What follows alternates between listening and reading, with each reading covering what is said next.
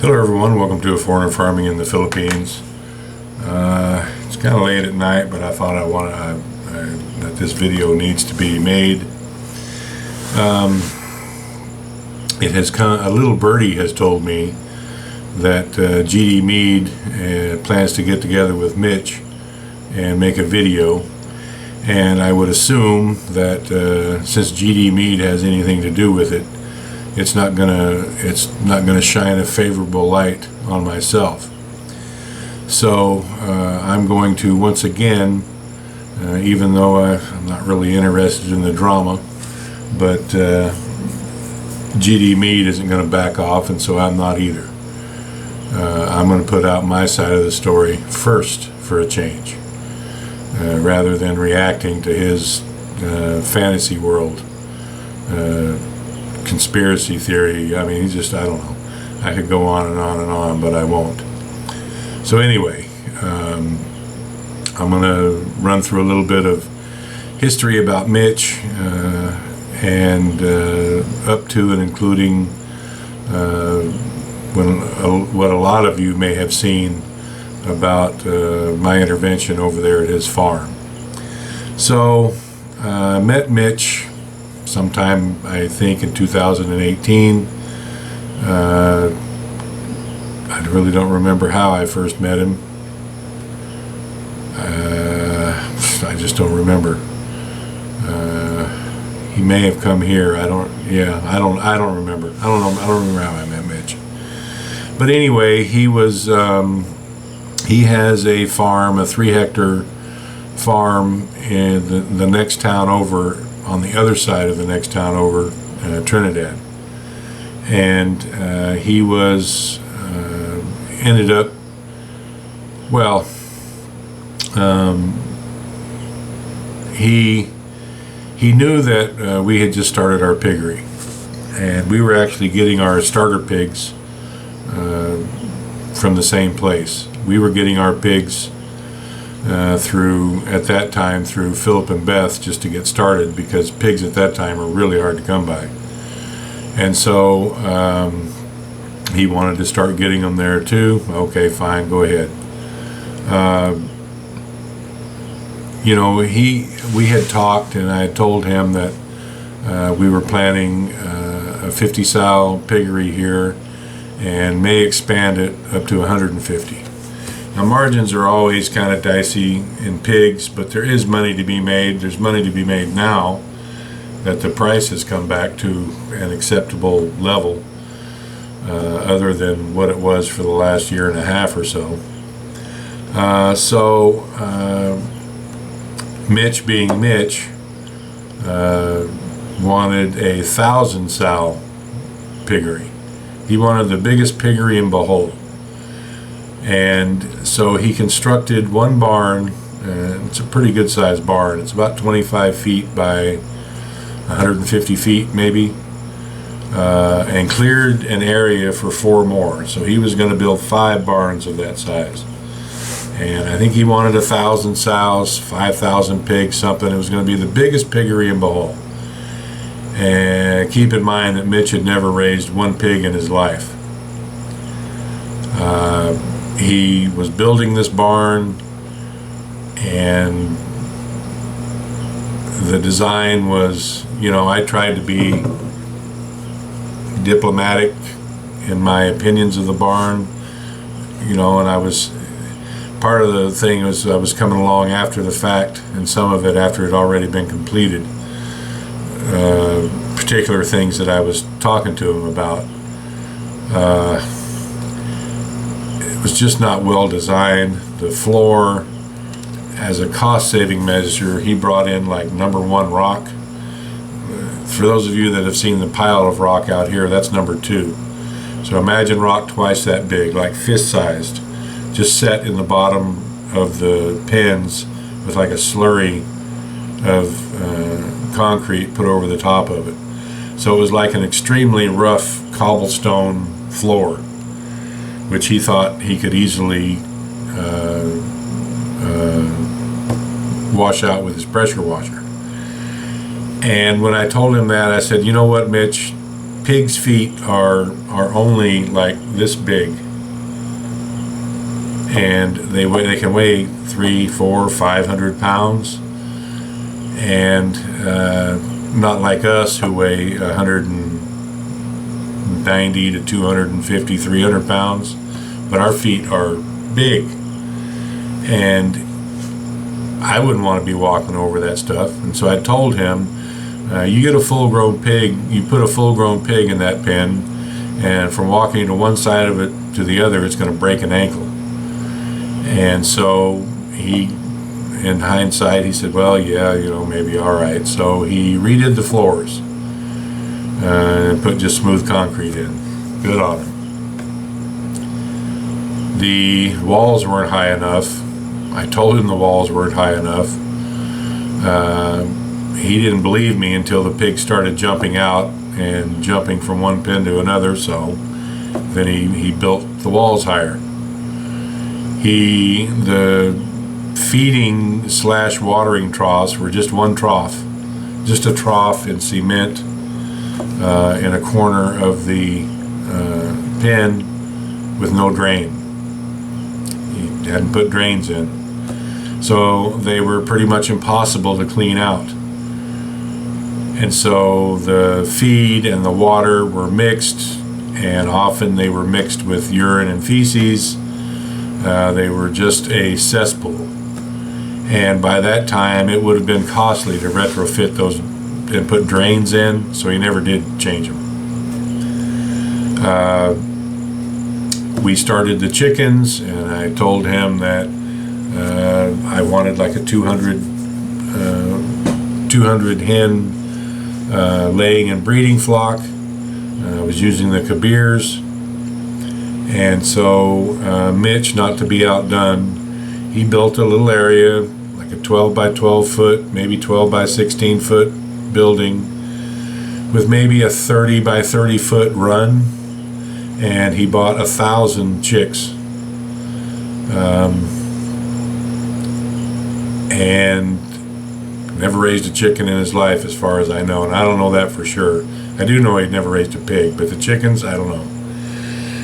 Everything was fine for the first couple weeks, and then there came a heavy rain, and there wasn't enough shelter for the chickens, and so they got wet, and it was a muddy mess, and they were crowded into that tiny little shelter that he had made for them, smothered each other. The ones that didn't smother each other got sick and died. So out of that close to 1,000, he ended up with 150 or 200, and had problems with those. Now later on, he did build some proper cages for his chickens, but by that time, it was pretty much a lost cause. He had made the enclosure out of net, and so the neighborhood dogs were having a daily buffet, and that led to another problem for Mitch, which I won't go into right now, maybe later in the video. We had our tilapia pond, and I told him what we stocked in it and what we expected to make, and everything we were doing with the tilapia. Again, not to be outdone, he had 3 ponds dug in all, maybe almost twice as big as our pond, each one. So stocked them up with tilapia. Never raised any tilapia before. Mitch seemed to think that he could throw several thousand fry in a pond and feed them a scoop of feed every day, and 5 months later, voila, he's got 40 tons of fish. Now when I talked to him after I had gone over there later doing the intervention, I'd asked him how much feed he had bought and how much he had been feeding them, because he had expected to have something like 40 or 50 tons of tilapia in those ponds. When he told me how much feed that he had been feeding them and for how long, I I explained to him, tried to explain to him the feed conversion ratio of tilapia, and that with the amount of feed, because he had already done one harvest, and he had thought that, what was her name? I don't know, whatever his girlfriend's name was at that time, had stolen all his fish, or most all of his fish, because he had to go back to Australia, or maybe it was the caretaker. I don't know. It was a tangled web over there. But when I talked to him about the feed conversion and what he had been feeding and what he had harvested that time, you know, sex tilapia in the best conditions, 1.2 to 1.5, even sometimes 2 to 1 feed conversion. I told him he was lucky to get a half a ton with the amount of feed that he'd been feeding. And this last time, same thing. I don't remember the numbers of how many fry he'd put in there, but it was a lot. Now there was some of the local kind of catfish in with them, and he'd put koi in as well. But again, what he was feeding them and what he thought was there when I went out there was just crazy. There's no possible way that there could have been 40 tons of fish in there, meaning it only fed them 2 tons of feed. It just doesn't work that way. Even if it was raining bugs and banana leaves and whatever else, whatever kind of insects into that pond for them to eat, there's no way that you're going to get anywhere near the kind of tonnage out of those ponds that he thought he was going to get, with no water circulation, no aeration, nothing. And just, I don't know, it just boggles my mind. So anyway, about a year ago, Mitch had reached out to me. He wasn't sure, but he just had a feeling that his caretaker was not doing things right. And so I went over one day. I told him, yeah, sure, Mitch, I'll just go look around. I'll go check things out. And so I went over one day, and the caretaker wasn't there. And I walked around to the piggery, and he had 7 pigs in there. I don't know, for those of you who saw the video, you know what those pigs look like. One sow was down and dying. 5 of the other 6 looked like Auschwitz survivors. They were just skin and bones. One was reasonably healthy looking. They were in a sad state. Really, I mean, you know, I ended up, because the caretaker wasn't there, I did a pretty good look around on there. I didn't see any movement in the tilapia ponds. In our pond, when you walk around, the fish know from your footsteps, they can tell, it must be feeding time. And I was walking around his ponds, and it was like nothing. It was like, and so I told him, I don't think there's any fish left in your pond. And I had taken a video, and he saw the video, and he was pretty upset, and I can't blame him.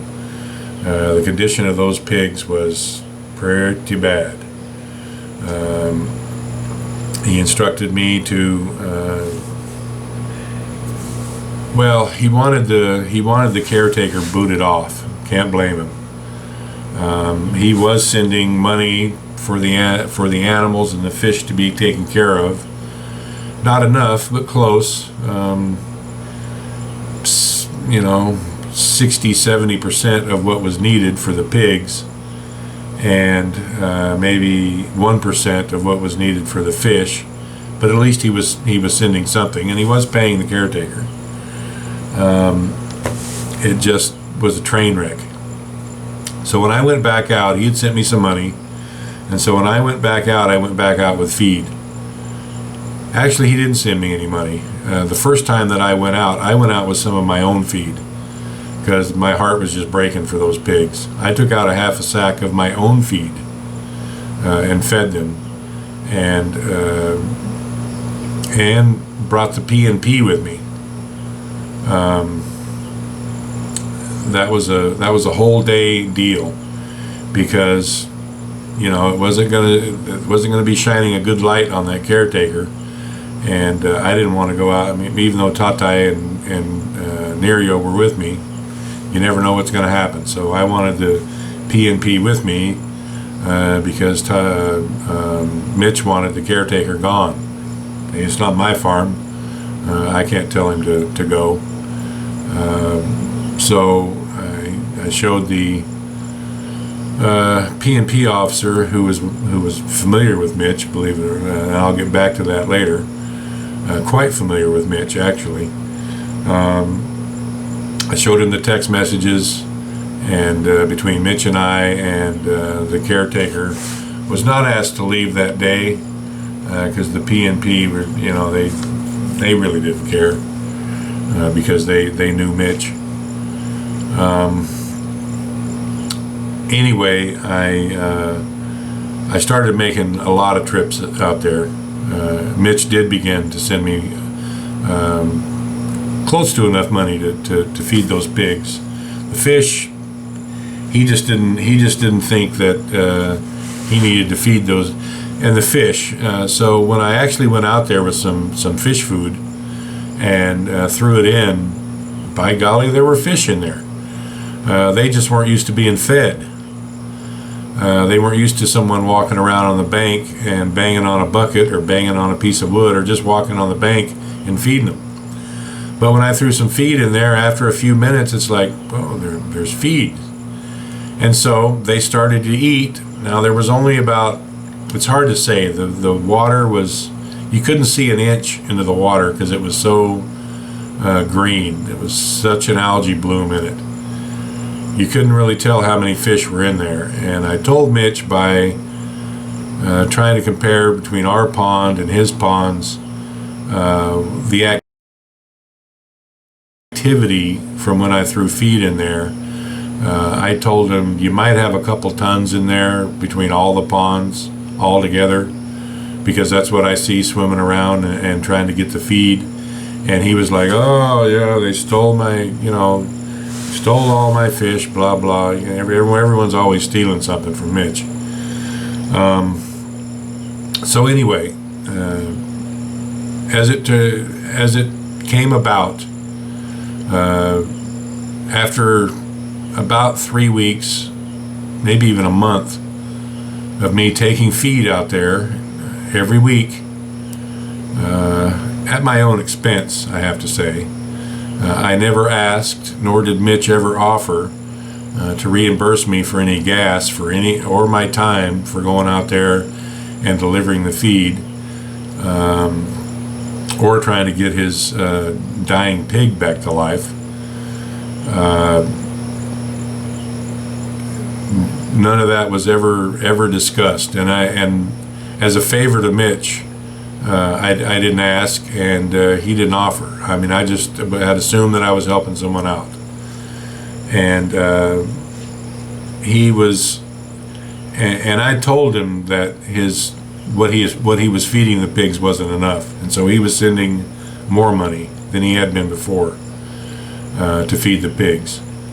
Not really enough to make them gain any weight, but just so they wouldn't lose any more weight. A proper ration. He was getting a little tired of feeding them the proper ration, and so he wanted me to set up a sale for him to sell them. Now, this was right at the height of ASF. The price of pigs was way down, and nobody was really wanting pigs. And I told him, he said, try anyway. And so I did find a buyer. And this was kind of a big time buyer. He had like a 30-foot, not a bobtail, but a flatbed pig carrying truck. But he didn't want to go all the way to the other side of Ubai along a 3-kilometer bumpy barangay road for 7 pigs that I had told him were not the best. And so I agreed to move those pigs here, and then the buyer because he didn't have to make the trip all the way out there, would buy them here. And so again, me and Tatai and Nerio and Consing, because by this time Consing's sister and nephew were working out there as caretakers. Again, I found him a caretaker because nobody local around his farm wanted to do it. So I had found him a caretaker. So I go out there again with the red van, again an all-day trip, loading up those pigs. It was hard to get them loaded because they weren't really tame. Well, they weren't docile, let's put it this way, because they hadn't been treated right. They were hard to handle. We did get them loaded. We did get them back here, and I put them all in one pen.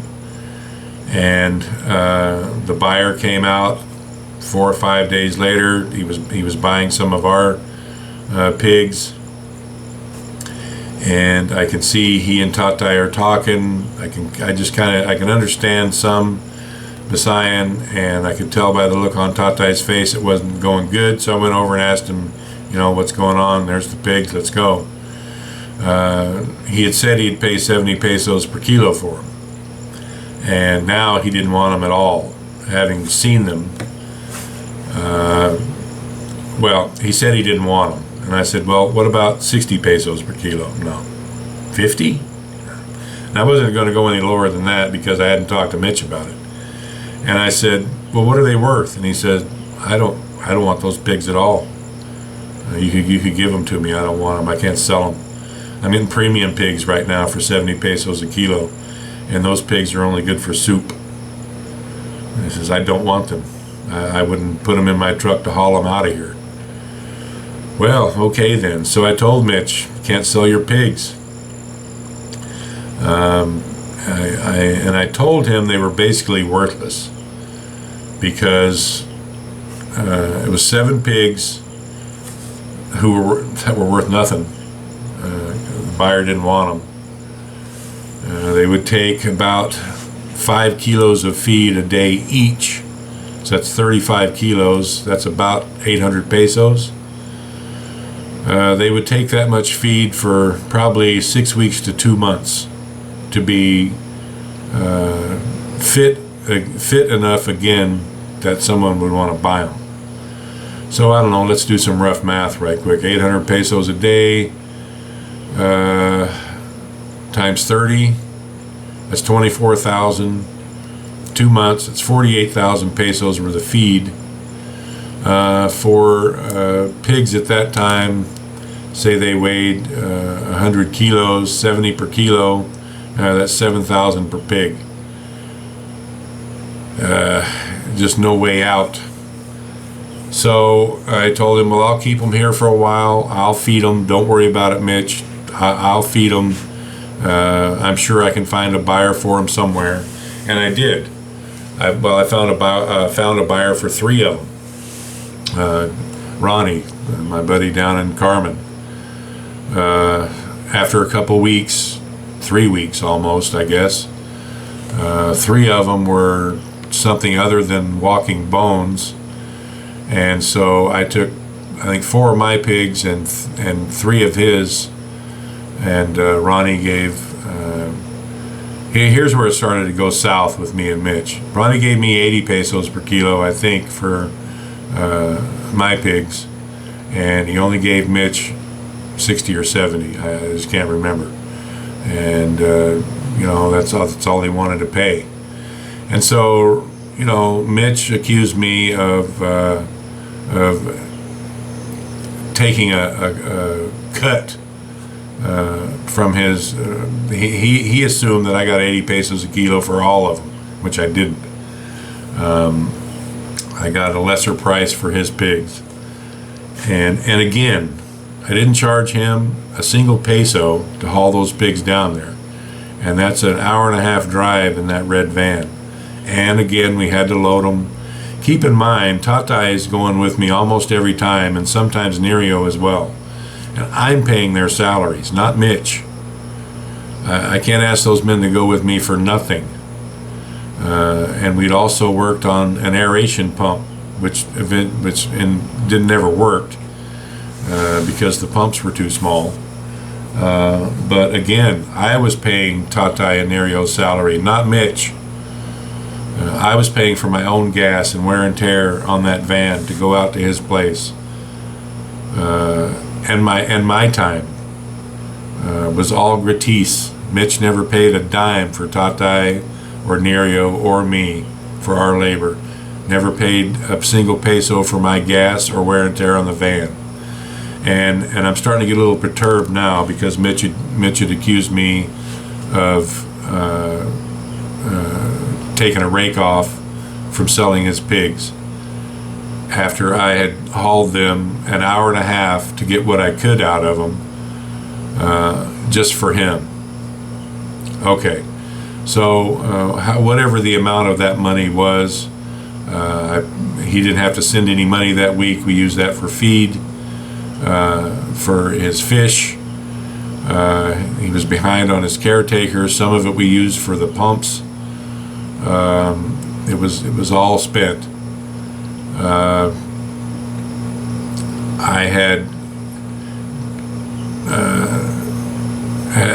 was getting close to being over it with Mitch right about now, because we'd also gone out there and worked on those pumps parts of 3 days, trying to get some kind of an aeration setup for him. He didn't want to buy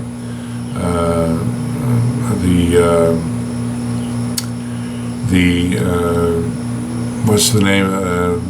I can't remember the name of the pump. Like the pump that we have in our well.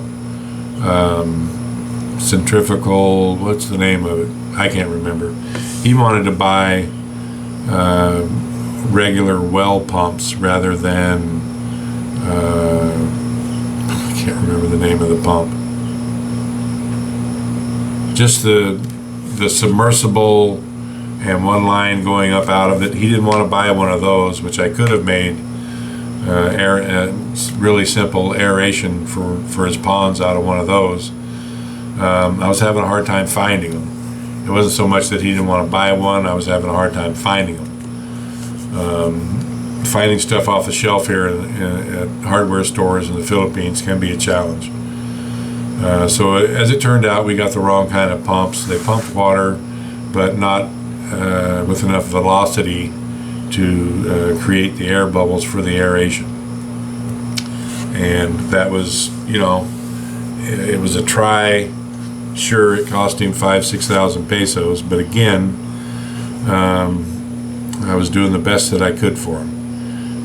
The aeration for the ponds didn't work out, and I could have stayed with it and eventually made it work, but eventually threw my hands up and just told Mitch, you know what, I've done all I can for you for nothing.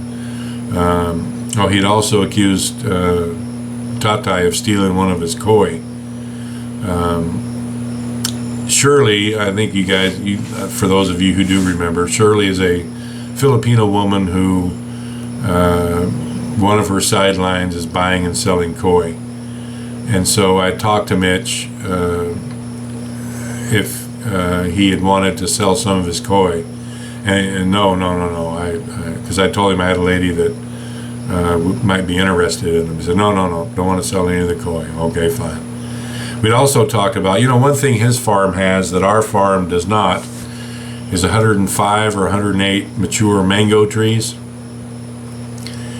That Mitch could have been making 500,000 pesos a year on for the last, 5, 6, 7 years. But Mitch is so hard-headed that, the going rate here is 25% or a third to the owner of the trees. All the people who work the mango orchard fertilize the trees, they spray it with a hormone, they put the little paper cups around the fruit to keep the bugs or bats or whatever out of it. They harvest it and they market it and they sell it. And all the owner has to do is sit in a chair and wait for somebody to bring him some money. Mitch didn't think 25% or 1/3 was good enough. He wanted half. And since no one here will do it for half, instead of making 500,000 pesos a year off his mango orchard, he made nothing. Because and he just thought they were trying to steal from him and take advantage of him. So I told him I think the offers that he'd had were for 25%, and I told him I might have found someone who'll do it for a third. You will get a third. And he's like, well, yeah, okay, maybe we'll do a third. Now it turned out that was the same lady, and when I took her out there to look at the mango trees, because she wanted to see the orchard. If she was going to get involved in making it produce. So it was the same lady that had been interested in the koi. And when Mitch saw her out there and saw Tatai catch a koi, because she wanted to see one, even though I told her they're not for sale, then Mitch, Tatai's stealing my fish. I told you not to bring that lady out there. I don't want to sell them. Well, guess what, Mitch? She wasn't out there for the koi. She was out there to look at the mango farm. And she did eventually say that yes, she would do it and pay Mitch a third. But by that time, I'd told Mitch to kiss my ass, and I never told him that she would do it for a third. So it got to the point to where Mitch is accusing me of stealing stuff. He's just, he ended up not paying the caretaker, Consing's sister. They weren't getting paid. They weren't happy. I think they just left. I really don't know, because I was done with it by then. I was done with the whole deal. I do know that they quit at some point. I don't know exactly when. And I hear the old caretaker is back there again. At least thankfully there's no pigs for him to take care of. His well pump down by the piggery would, because I was originally going to use it for aeration, but come to find out, it would only pump water up out of the well to a height of out of the well, additionally out of the top of the well, about 6 feet. Because I tried to put it in one of those mango trees and for some kind of aeration, and let it splash down into the pond. It wouldn't pump that high. And so Tatai loaded it up. We were going to bring it home because we didn't have any tools there. We were going to take it apart because I thought maybe there's something up in the shaft there that's keeping it from spinning at its full RPMs. Maybe there's something in it that's dragging. And Mitch saw that on a video, accused me of stealing his pump. It's like, oh my God, Mitch. We did bring that pump home, took it all apart. There was nothing in it. The motor was just burnt up. We still have that pump here. It's not any good.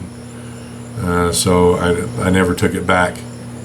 It just, it got to the point where I was just feeling Mitch was just an ungrateful bastard. I was grateful that I'd been able to save the pigs, and I was comfortable that I'd done everything for him that I could. Now the last 4 pigs, the 3 that I'd sold, the money went for the pumps and feed and all that, and the last pigs. Now Mitch had been accusing me of stealing his pump, stealing his koi, his fish, he said. I'm not sure if he meant the koi or thought I was stealing his tilapia. And taking a cut off his pigs. And I was butthurt because I had gone what I had thought was the extra mile for nothing. My time, my crew, my gas, none of it compensated, and I'm accused of being a thief, and so I was just over it. And so Mitch said, we'll take my pigs back. All right, so you want me to take these half-starved pigs back to your place and by that time I was to the point to where, you know what, Mitch, I'm tired of working for you for nothing, running around at your beck and call for nothing. You're gonna have to pay me, and you're gonna have to pay the crew to load those pigs up, and take them back to your place. Now, he didn't want to do that, so I ended up keeping them, and I fed them 5 kilos of feed a day for about 6 weeks. A couple of them for about 6 weeks, and a couple of them for about 10 weeks. A lot of feed, and ended up selling them for, none of those were ever bred, so I ended up selling them all for 3,000 pesos each, I think. So just on the feed, I ended up losing about 30,000 pesos, because that's what it took to get those pigs up to where they didn't look like walking skeletons.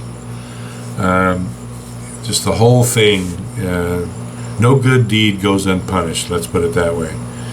And I finally just told Mitch, you know what, Mitch, you just need to stay in Australia, because your attitude and the way that you do things just doesn't mix in the Philippines.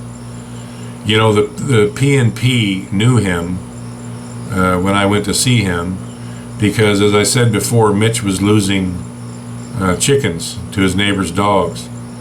What does Mitch do?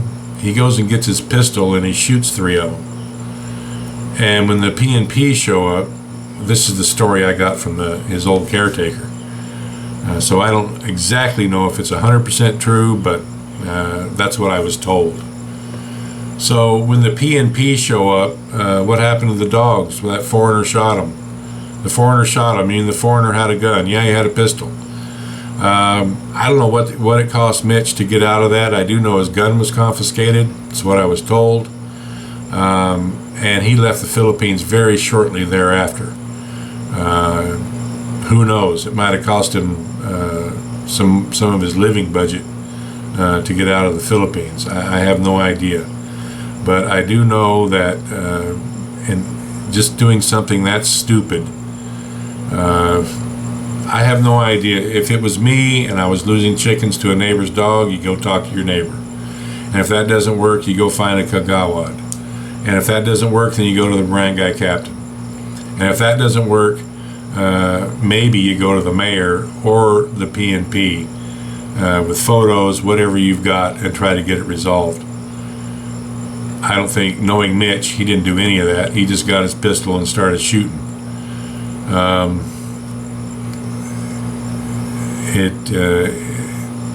It's lucky it ended the way that it did. Stupid thing to do. So anyway, that's what happened with Mitch. I never stole anything from Mitch. The whole involvement in the rescue of his animals there and trying to save what was going on at his farm, with labor, gas, feed for the pigs, probably ended up costing me about 50,000 pesos. And the thanks I get is that Mitch is hooking up with GD Mead, and probably the history of either making stuff up or slanting the truth will be in full show. So I just wanted to make this video as a preemptive strike, let's say, so that people have my side of the story before they hear some gobbledygook from Mr. Mead, and I use that term loosely, and Mitch. So I know this has been a long, rambling video. I wanted to explain things in depth so that there's a clear understanding of what happened. It's almost midnight. I don't know how successful I've been in doing that, but at least you have an idea of my side of the story. So I'm going to sign off with that. For those of you who find it distasteful, forgive me for the drama, but I'm tired of being a punching bag. And so I'm going to start pushing back. And this is going to be the first of several videos doing just that. So, thank you. Please like, comment, share, and subscribe.